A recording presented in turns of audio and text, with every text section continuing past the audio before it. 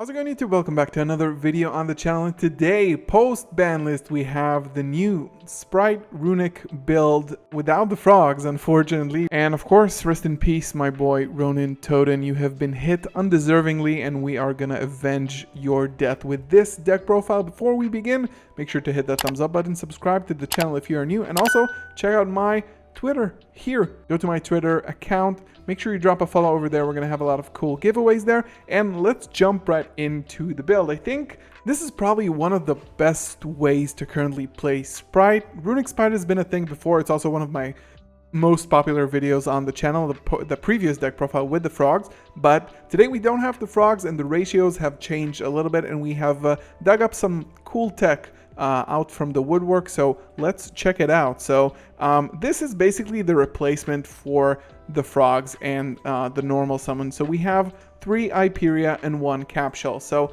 Hyperia, what it does is basically when it's summoned, normal, special, you can draw a card and you can only use it once per turn. It's a level 2, of course. And Capsule is the new like spice, I suppose, and it has 3 effects that can draw you a card. One, if it's tributed, so you can do that with the carrot and the red. You can draw a card if you use it as Xyz Link, Synchro or Fusion material. So again, works with Sprite as well. And if it's detached as a cost for an Xyz monster, you can draw a card as well. So this is, again, another cool thing that you can summon off of Gigantic to make sure you draw those extra cards, because it's really, really necessary in Runick.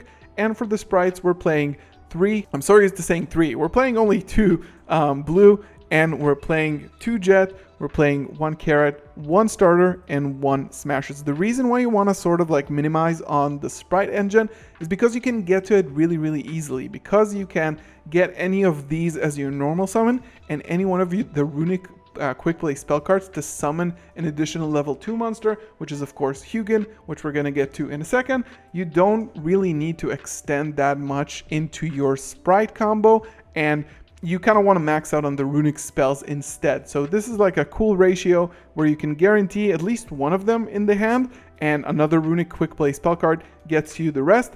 So it's really, really minimal in order to max out on the Runick spells, which are really, really strong in this deck. We're playing also hand traps, because hand traps are really, really good in this format. And we're going to play 3 Crow, 3 Imperm, 3 Veiler. I think this is going to be standard for the format. You can switch this over for Mourner, but basically you want to hit those Kid Caluses and of course DT Crow, the smaller tiers that trigger in the graveyard. I think this is fairly standard. And for the Runicks, we're going to be playing 2 Fountain. I think like 1 Fountain is kind of risky. So playing 2 makes sure you always have follow-up, and it's also not a hard once per turn. So if you do have 2, you can trigger both of them and draw a lot of cards. We're playing, of course, the 3 Tip, which is the Searcher. We're playing 3 Freezing Curses. We're going to play 3 Flashing Fire, which pops a monster. We're playing 3 Destruction, which is a spell and trap pop. The Slumber, which either prevents a monster from attacking or defends your monster from being destroyed by battle or card effect, which is really cool. And for additional Runick names, we're playing 1 Dispelling, 1 Golden Droplet, and 1 Smiting Storm. They're all once per turn, so you do want to max out having this variety in order to draw as many cards as you can with the Fountain. So these are like the best at 3, and the sort of bad ones at 1, I suppose, just to max out on those names. And this is basically the main deck. The extra deck is fairly straightforward. So we're going to be playing 3 Hugin the Runick Wings. This is your best starter. It's a level 2. It searches for the field spell.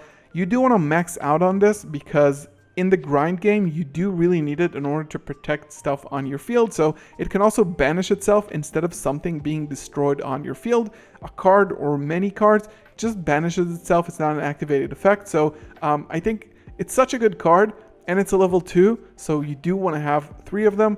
And then you have Gary the Runick Fangs, which grabs a field spell from the graveyard, but also pops a card when it's sent to the graveyard by battle. So basically, this is your best weapon against things like Access Code. It can be destroyed by card effect, so Access Code can actually destroy it. And then if they have to attack with Access Code, this goes to the graveyard and pops the Access Code. So it's really, really cool utility. We also have, of course, 2 Gigantic Sprite. We have 2 Sprite Elf. And then we have those utility link 2s. We have Dark, Masquerena, we have of course the Unicorn, the Zeroboros, and of course the Zeus package. Because again, this is, I think, just too strong to give up, especially in things like mirror matches, especially versus other things that are not tier limits. This is still pretty busted and you can get to it really consistently. Alright, this is going to be my Spright Runick deck profile post ban list after losing our boy Ronin and kind of getting rid of the frogs. I think this is like almost the best you can do, and I would love to know in the comments what you thought about this build. If you tested Runick Spright yet, and what are your thoughts about it? Make sure you drop a like on the video, subscribe to the channel, and also check out my Twitter. There's a lot of cool stuff happening there as well. Make sure you drop a follow. Thanks for watching as always, and I'll see you in the next one. Peace.